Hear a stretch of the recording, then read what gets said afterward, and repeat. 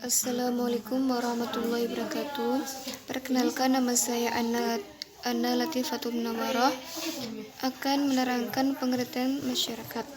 Masyarakat adalah salah satu definisi dari masyarakat. Pada awalnya adalah Union of Families, atau masyarakat merupakan gabungan atau kumpulan dari keluarga-keluarga. Masyarakat adalah hubungan suatu atau kelompok orang-orang yang hidup secara mengkelompok maupun individu dan berinteraksi satu sama lain, saling berpengaruh dan mempengaruhi, yang menimbulkan perubahan sosial dalam kehidupan. Selanjutnya adalah sistem nilai yang berlaku di masyarakat. Sistem nilai pada masyarakat dasarnya dapat dipakai sebagai petunjuk untuk mengetahui tentang sistem nilai-nilai berlaku baik pada sebagian besar masyarakat maupun pada individu atau golongan tertentu. Walaupun sistem nilai muncul dari proses interaksi sosial maupun pada akhirnya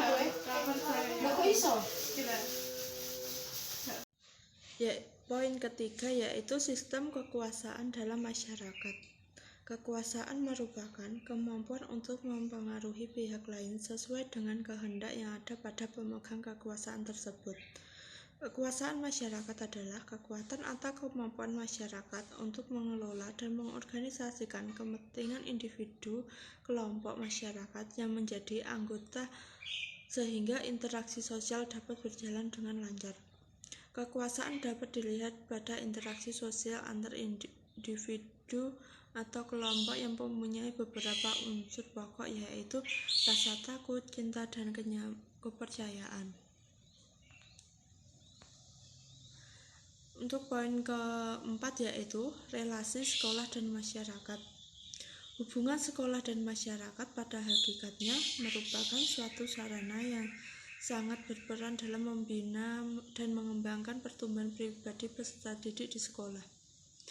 Sekolah dan masyarakat ini memiliki hubungan sangat erat untuk mencapai tujuan atau pendidikan yang secara efektif dan efisien. Adapun jenis-jenis hubungan sekolah dan masyarakat antara lain hubungan edukatif, hubungan kultural, hubungan institusional. Lalu fungsi dari tujuan hubungan sekolah tersebut yaitu menarik simpati masyarakat dan publik, sehingga dapat meningkatkan realisasi serta animo masyarakat terhadap sekolah, yang mampu menambah income bagi sekolah yang bermanfaat terhadap tercapainya tujuan yang telah ditetapkan. Lalu, pengelolaan jenis-jenis kegiatan humas di sekolah terdiri dari kegiatan eksternal dan kegiatan internal. Selanjutnya akan diteruskan oleh teman saya. Baik, selanjutnya saya Ahmad Wahid akan menjelaskan mengenai masyarakat sebagai pusat belajar. Dinamika yang terjadi di masyarakat saat ini dapat dijadikan sebagai sumber belajar dalam pembelajaran, baik formal maupun non formal. Yang nantinya akan menjadikan masyarakat sebagai pusat belajar, masyarakat sebagai tempat terjadinya proses-proses sosial, masyarakat sebagai tempat sosialisasi. Artinya apa? Artinya di masyarakat saat ini itu telah banyak memberikan kita pelajaran yang berarti, dari sosialisasi, dari cara kita untuk memberikan sebuah kontribusi terhadap masyarakat, belajar dari kesalahan-kesalahan yang ada, belajar bagaimana berproses dalam masyarakat yang sebenarnya. Jadi masyarakat juga sebagai pusat belajar, artinya tidak hanya di sekolahan saja sebagai pusat belajarnya, tetapi juga di masyarakat. Artinya ilmu-ilmu yang kita terapkan di sekolah nantinya itu juga akan diterapkan di masyarakat, seperti itu. Di sini mungkin banyak yang bingung, kenapa kok masyarakat dijadikan sebagai pusat belajar. Bisa dilihat sendiri bahwa di masyarakat saat ini maupun dari masa lampau adalah sebuah lingkungan yang sangat besar, yang lebih dari sebuah keluarga, yang mana di dalam masyarakat tersebut telah diajarkan ataupun telah dicontohkan bagaimana cara berkomunikasi yang benar, bagaimana bersikap bersosialisasi yang benar, bagaimana bekerja, bergotong royong, serta berkomunikasi dengan yang lebih tua, dengan sesama, dan dengan yang lebih muda. Jadi sudah jelas bahwa masyarakat itu adalah sebagai pusat belajar. Artinya memang benar bahwa masyarakat inilah yang menjadi nantinya sebagai pusat belajar. Mungkin seperti itu akan dilanjutkan teman-teman saya. Terima kasih. Selanjutnya saya ingin menjelaskan mengenai peran lingkungan masyarakat terhadap pendidikan anak. Yang pertama, masyarakat memiliki peran yang tidak kalah pentingnya dalam upaya membentukkan karakter anak bangsa.